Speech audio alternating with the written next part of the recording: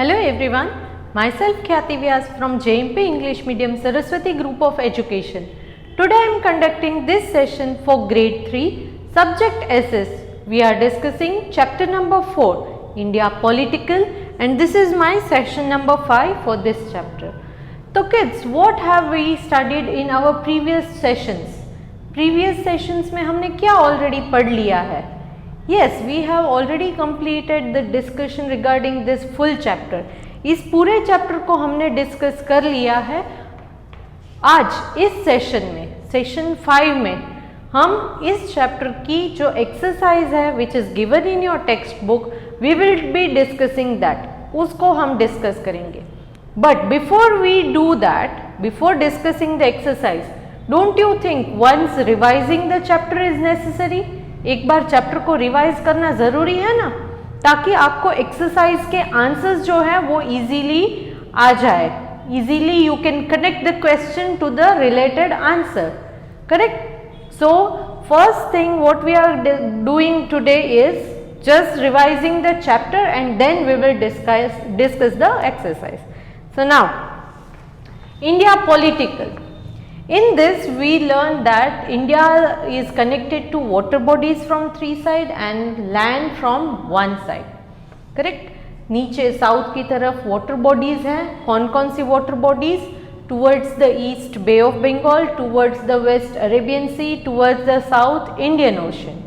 Then from towards the north, ऊपर की तरफ it is connected to the land area. तो कौन कौन से नेबर्स हैं हमारे? नेबर्स मीन्स इंडिया किस के साथ, कौन सी और कंट्रीज है जिसके साथ इंडिया कनेक्ट करता है थ्रू लैंड, लैंड के साथ कनेक्शन है. That is Pakistan and Afghanistan to the west and north west. Pakistan और अफगानिस्तान वेस्ट और नॉर्थ वेस्ट से है.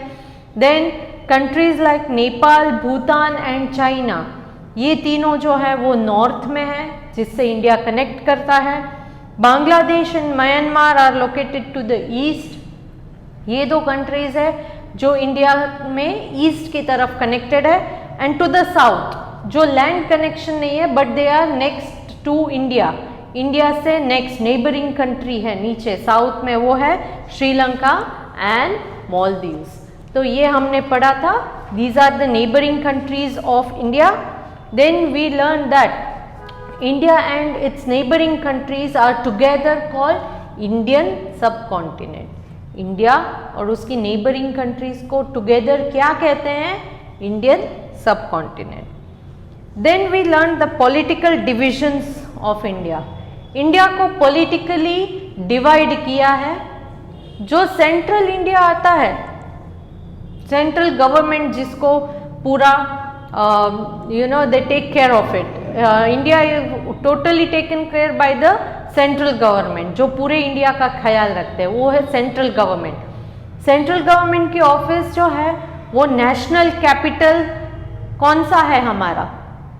Which is our national capital? New Delhi.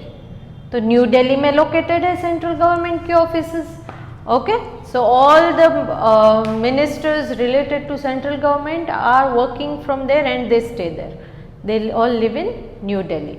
Then our country is divided into 29 states and 7 union territories. हमारी country को all together 29 states और 7 union territories में divide किया गया. क्यों divide किया गया? क्योंकि central government जो है वो सारे country का टेक केयर अकेले नहीं कर सकता है. So to reduce its burden and to make the flow of rules and regulation easier, this country is divided in 29 states and these states are having their own state government. तो ये पूरे country में 29 states है और हर state को अपनी एक government है, उसका नाम है state government. Okay, and state का जो कैपिटल होता है वहाँ पर स्टेट गवर्नमेंट की ऑफिसेस होती है. हर एक स्टेट का भी एक कैपिटल होता है. जैसे पूरे कंट्री का एक कैपिटल है तो हर एक स्टेट का भी एक कैपिटल होता है. And state government offices are located in state capital. Now I taught you that union territories. Union territories किसे कहते हैं? ये ऐसे रीजन्स है which are directly taken care by the central government. यहाँ पर स्टेट गवर्नमेंट नहीं है, यूनियन टेरिटरीज जो है उनका take care directly central government जो है वही करते हैं, उनको स्टेट गवर्नमेंट की ज़रूरत नहीं है क्योंकि सेंट्रल गवर्नमेंट ही उनका ध्यान रखते हैं। Then we discussed which are the 29 states, which are its capitals and the river flowing through the state। ये भी हमने कर लिया था कि 29 states कौन से हैं, उन states के capital कौन से हैं और उन state में कौन सी river flow होती है, तो ये भी डिस्कस किया था। सिमिलर वे यूनियन टेरिटरीज कौन कौन सी है, उनके कैपिटल्स कौन कौन से हैं और वहाँ कौन सी रिवर फ्लो होती है, ये भी हमने डिस्कस कर लिया था। Then after that we discussed that India is having variety of differences, बहुत सारे differences हैं इंडिया में, language, correct, then the custom, religion, the way we dress ourselves, eating habits, festivals, there are so many differences but still we all stay together, so this is called unity in diversity. इसे कहते हैं unity in diversity. Diversity means differences, unity means Ekta. So differences है फिर भी हम एक हैं, इसीलिए यूनिटी इन डाइवर्सिटी कहा गया है। And India is also considered as our motherland. India को हम अपनी मातृभूमि मदरलैंड कंसिडर करते हैं। So here we come to the end of this chapter. यहाँ पर इस चैप्टर को हमने ख़त्म कर दिया है। अब क्या करना है, इस सेशन के साथ मैं आपको PDF भेजूंगी जिसमें CW वर्क है जो आपको अपनी CW में करना है, जिसमें vocabulary words, meanings, match the following, write T for true, F for false, then choose the correct answer, identify who am I and question answer. इन सारी चीज़ों के आंसर्स आपको मिल जाएंगे। ओके, सो ये PDF भेजने के साथ साथ इस वीडियो में मैं इन्हीं आंसर्स को डिस्कस करूंगी ताकि आपको PDF जब मिले तब कनेक्टिविटी मिल जाए कि आंसर्स क्या है। Okay, so shall we start? Okay, now if you are having text books, please open your text book, that is page number 245 and you can tick the answers with the pencils। Pencils के through आप अपने answers text book में टिक कर सकते हो, मगर ये याद रखना है कि आप टेक्स्ट बुक में टिक करो भले ना करो, बट CW में तो सारे के सारे क्वेश्चंस अटेम्प्टेड होने ही चाहिए, चाहे वो वोकैबुलरी हो, मीनिंग्स हो या कोई भी match the following, choose the correct answer, true और फॉल्स, सब आपकी CW में तो होना ही चाहिए, सिर्फ क्वेश्चन आंसर लिखने नहीं है। Okay, so now let us start discussing the exercise. Exercise discuss कर लेते हैं। पहले एक्सरसाइज में फर्स्ट है match the following. First question, match the following. I am reading column A. Column A, option A prime minister, B chief minister, C Rajasthan, D Goa, E Lakshadweep. Column B, option 1 state government, 2 largest state, 3 smallest union territory, 4 central government, 5 smallest state. तो ये थे options. Now will start discussing the answers for the same. इनके answers discuss कर लेते हैं। Column A, option A was prime minister, prime minister, तो answer is column B, option number 4 central government, central government. So you will match A with number 4। Done. Now column B, sorry column A, option B chief minister, chief minister. Answer is column B, option 1 state government, state government. Next column A, option C Rajasthan, Rajasthan. Answer is column B, option number 2 largest state. So you will match C with number 2. Next, column A, option D, Goa. Goa. Answer is column B, option 5, smallest state. Next, column A, option E, Lakshadweep. Answer is column B, option 3, smallest union territories. Once again I am repeating all the answers. Please check your answer. A with number 4, B with number 1, C with number 2, D with number 5, E with number 3. Are we done? Okay, so let's move on to question number 2. Write T for true and F for the false. यहाँ पर आपको statements दी गई है. इन statements को आपको पढ़ना है और समझना है कि ये ट्रू है मतलब कि सही है या फॉल्स है मतलब कि गलत है. So shall we start? Okay. A, India is in the continent of Africa. India Africa के कॉन्टिनेंट में आता है? नो, इंडिया एशिया में आता है. तो दिस स्टेटमेंट इज फॉल्स. ये फॉल्स स्टेटमेंट है. तो आप क्या लिखोगे? F. Next, B, Nepal lies to the north of India. Nepal है वो इंडिया के नॉर्थ में आता है, ऊपर की तरफ आता है. Yes, it is true. So write T. Write T. Number C, the union government rules the whole country. Union government पूरे कंट्री को रूल करता है. यूनियन गवर्नमेंट मतलब central government. Yes, it is true. Means you will write T. Number D, Mumbai is the capital of India. India का capital Mumbai है. India का capital Mumbai है. It is false. ये फॉल्स स्टेटमेंट है. तो आप F लिखोगे क्योंकि इंडिया का कैपिटल न्यू दिल्ली है. Next, E, the union territories are directly under the control of the central government. Union territories को डायरेक्टली सेंट्रल गवर्नमेंट ही कंट्रोल करता है. Yes, so it is true. So you will write T. तो E वाले में क्या लिखोगे? T. Next, question number 3, main question number 3. Choose the correct answer. यहां पर आपको हर एक में ऑप्शंस दिए हैं, उसमें से करेक्ट ऑप्शन कौन सा है उसको सिलेक्ट करना है. So shall we start? Okay. A, India is flanked by the Arabian sea on the dash. Flank मतलब कनेक्टेड है. इंडिया अरेबियन सी को कहां से कनेक्ट करता है? Option 1 east, 2 west, 3 south, 4 north.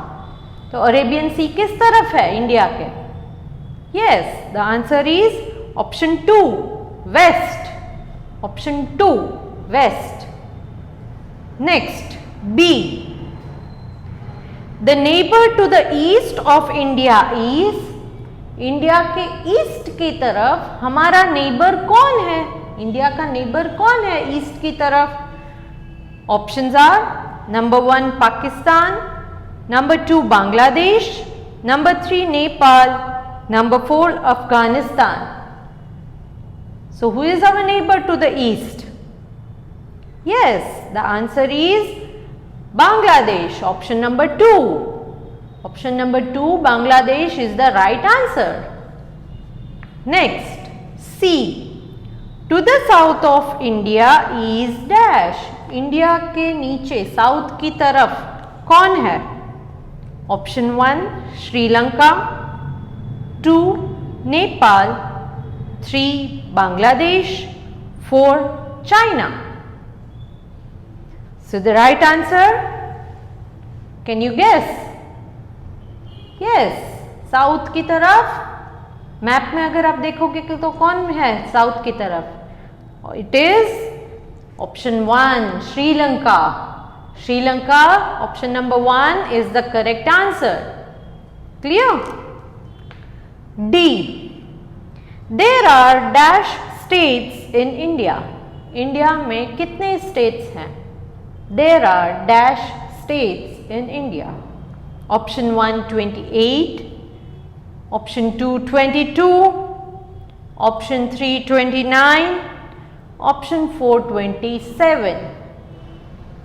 It is very easy, very simple. Most of you know the answer, right? Answer is option 3 29. Option 3, there are 29 states in India. Next, E. Dash is one of the newly formed states of India.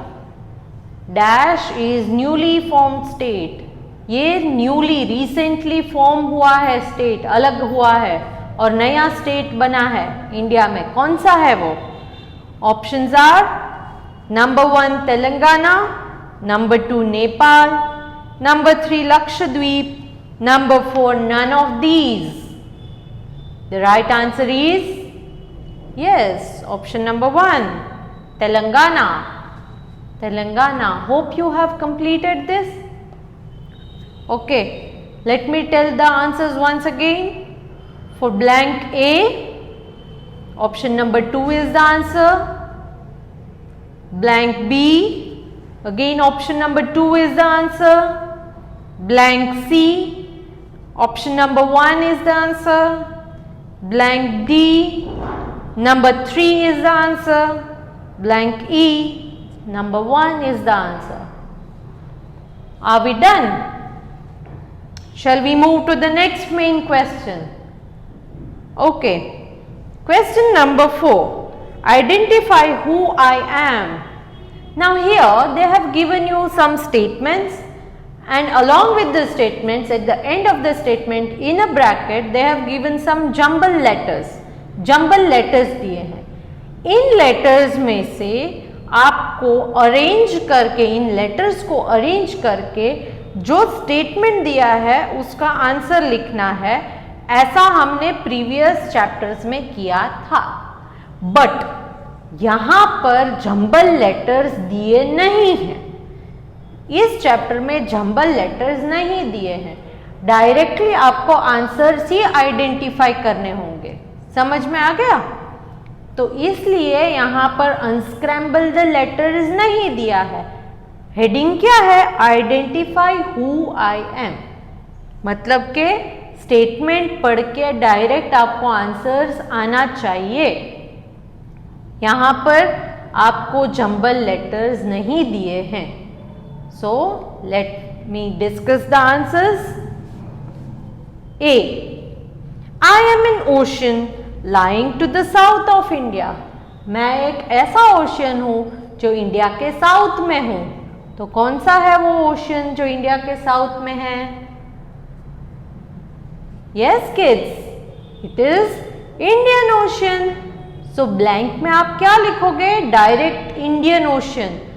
C kids, that is why we say कि सिर्फ आपको सीखना नहीं है, उसके spellings भी आने चाहिए, क्योंकि आपको आंसर्स पता है मगर स्पेलिंग नहीं पता होंगे तो आप आंसर लिखोगे कैसे? Correct? So please learn the spelling so that in such questions you can attempt these questions easily. Okay?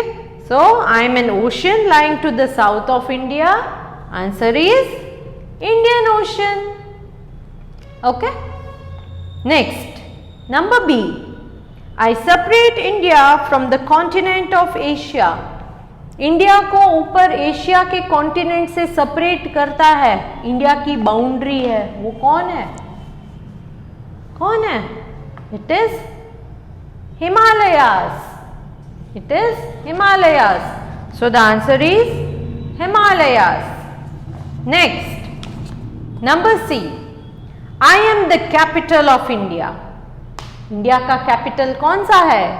India is our country. तो हमारे कंट्री का कैपिटल कौन सा है? Yes, the answer is New Delhi. Answer is New Delhi. Next, D. I am the largest union territory. I am the largest union territory. Union territory में सबसे बड़ी union territory कौन सी है? Answer is Andaman and Nicobars. Andaman and Nicobars. Clear? Next last one, number E. I am the smallest state. India के कितने states हैं? 29. Largest है राजस्थान. तो स्मॉलेस्ट स्टेट कौन सा है? We discussed it. कौन सा है smallest state? It is Goa. So which is the right answer? Goa. So let me discuss the answers once again. Number A, I am an ocean lying to the south of India. It is Indian Ocean. Number B, I separate India from the continent of Asia. Answer is Himalayas. Number C, I am the capital of India. Answer is New Delhi. Number D, I am the largest union territory. Answer is Andaman and Nicobar. Number E, I am the smallest state. Answer is Goa. Now coming to the fifth main question, answer the following questions. Answer the following questions. So now let us discuss the answers for this. Question 1 or question A. Where is India located? Where is India located? Answer is India is located in the southern part of the continent of Asia. India is located to the southern part of the continent of Asia. Asian continent में नीचे south की तरफ India located है. Next, name the neighbouring countries of India. India के neighbours कौन कौन से हैं उनको लिखना है. Answer is the neighbouring countries of India are as follows. First point, Pakistan and Afghanistan in the west and north west. Nepal, Bhutan and China in the north. Bangladesh and Myanmar in the east. Sri Lanka and Maldives in the south. Done? Next, question C. Why do you think India was divided into states and union territories? Why do you think India was divided into states and union territories? India को क्यों divide किया गया इन states में, union territories में? पूरा एक ही तो country है, तो क्यों डिवाइड किया गया? सीधा answer. Answer is India was divided into states and union territories as it is big and it is difficult for one central government to look after law and order in each part of the country. क्योंकि India बहुत बड़ा है और सिर्फ एक central government इतने बड़े country में लॉ एंड ऑर्डर को अगर ध्यान रखना है तो करना मुश्किल हो जाएगा. Okay. Next, question D. What is a union territory? Union territory किसे कहते हैं? A union territory is an area that is directly under the control of the central government. Union territory एक ऐसा एरिया है जो डायरेक्टली सेंट्रल गवर्नमेंट के control में होता है. सेंट्रल गवर्नमेंट ही उसका टेक केयर करता है. इन एरियाज को स्टेट्स में नहीं किया गया और इस वजह से स्टेट गवर्नमेंट भी नहीं है. Next, question E. Why is India said to have unity in diversity? India में यूनिटी एंड डाइवर्सिटी है, ऐसा क्यों कहा गया है? Answer is in spite of having different languages, food and dressing habit, culture and so on. So on मतलब और भी बहुत सारे डिफरेंसेस हैं. All of us love our country and have a deep bonding for each other. Deep bonding मतलब एक दूसरे के साथ बहुत सारा लगाव है. So India is said to have unity in diversity. इसीलिए unity है, diversity में भी unity है, differences में भी we are one. Okay, let me read the answer once again. In spite of having different languages, food and dressing habit, culture and so on, all of us love our country and have a deep bonding for each other. So India is said to have unity in diversity.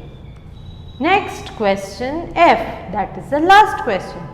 Why is the capital city of a country important?